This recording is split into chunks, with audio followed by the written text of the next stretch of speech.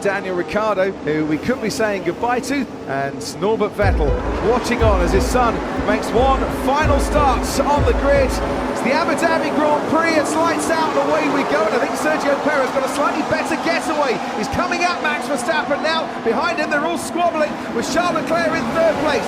Max Verstappen leads then from Sergio Perez, then comes Charles Leclerc, and then comes Lewis Hamilton and Carlos Sainz, and George Russell seems to have lost a place to Lando Norris right at the start. They'll head now down towards the hairpin, the two Red Bulls getting away rather nicely. Charles Leclerc goes down the inside on Sergio Perez. Perez has to slam the door shut. And that will compromise Leclerc on the exit. That's why he's suddenly under attack instead of being the attacker. But that Ferrari I showed you on the grid, it's got slim rear wing. It's pretty handy in a straight line. Hamilton can't quite get near him because down the inside now comes Carlos Sainz on Lewis Hamilton. Sainz just squeezes Hamilton, who goes over the rumble strip and launches into the air. Sainz goes past, Leclerc goes past, Hamilton keeps the place, but like last year, he went off the track at that chicane. Yeah, they're so reminiscent of him and Max, wasn't it, on the first lap last year, but Lewis is having a look at the inside of one Ferrari and then is joined. A little love tap there as it went past, but the door was open and he drove the Ferrari through it. Okay, Lewis, we've been asked to give the position back to Sainz. And there it goes. Carlos Sainz then ahead of Lewis Hamilton, back up into fourth place.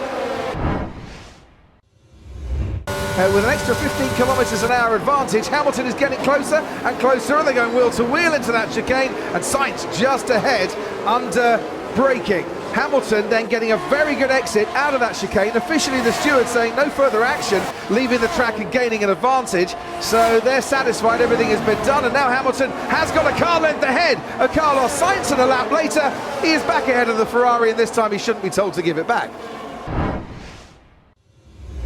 And once again, Carlos Sainz has that DRS, that 15 kilometre an hour top speed advantage, and Sainz, under braking, thinks about trying to get the inside line for the second part of that chicane. And Sainz, of course, will get more DRS and a better exit through the corner as Lewis had to defend. So you've got to expect the Ferrari to be in a great position here to overtake as they approach to turn 9, and he can sweep from the outside in and takes the place back again. That's now going to leave Lewis very vulnerable to his teammate. And Sebastian Vettel into that same corner makes the move on Esteban Ocon and up into 8th place.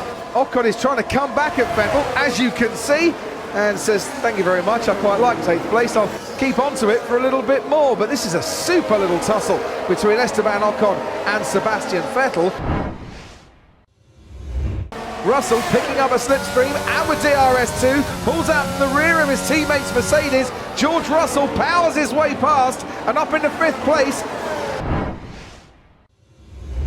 This is what happened with George Russell. I said he was stationary for 5.2 seconds. He was being held for quite a long time. Ooh, they worked on the rear. George, we have a 5-second penalty for unsafe release. Alonso is a pretty frustrated man because this is ruining his strategy. Valtteri Bottas recovering from a terrible start and last. There you go, there's the overtake for you. Yes, he's got 2 into 1. And he needed to do that because it was ruining his strategy after his stop.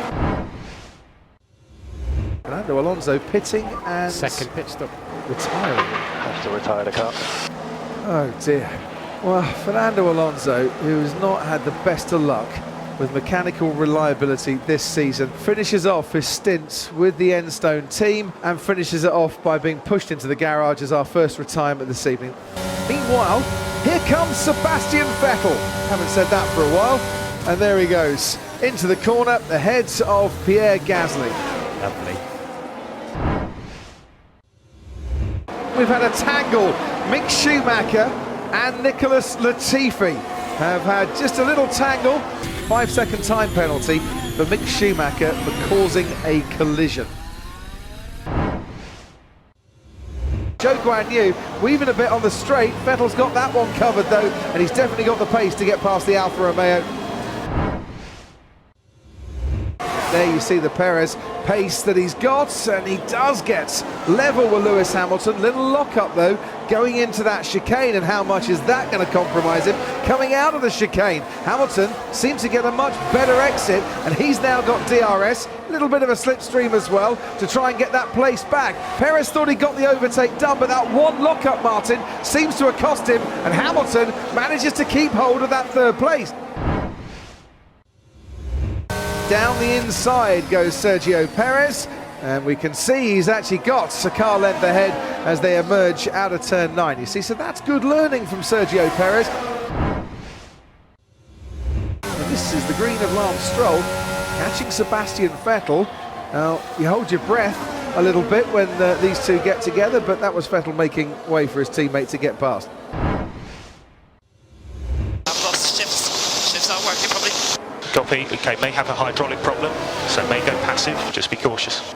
And it did go passive. As you can see, Carlos Sainz goes ahead of Lewis Hamilton, who was absolutely powerless to try and defend, and he's still stuck in 7th gear at the moment and trying to find a remedy. But this is a hydraulic issue, and this might be curtains for Lewis Hamilton this evening. He's got it down into 5th gear from 7th. Yeah. Oh, this is disappointing. Hamilton pitting and retiring. It's the first mechanical failure for Mercedes in 2022. But approaching the line now for his 15th victory in his 2nd championship winning season, Max Verstappen wins the Abu Dhabi Grand Prix. 15 wins in a season.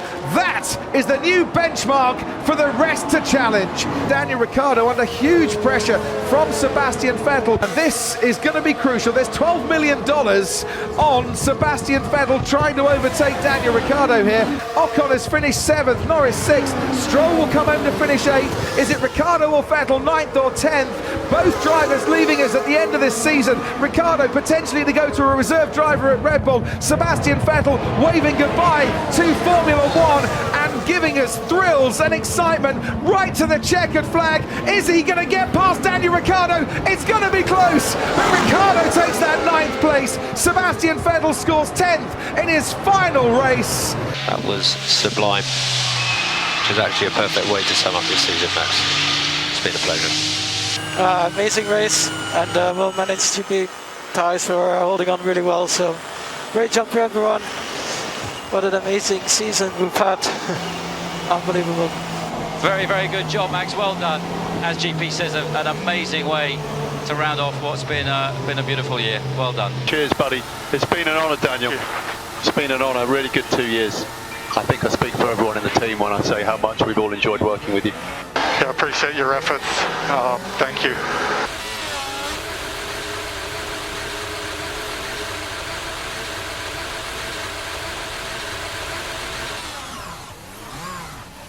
Sorry, Mick. Can you stop doing donuts, please? Seriously.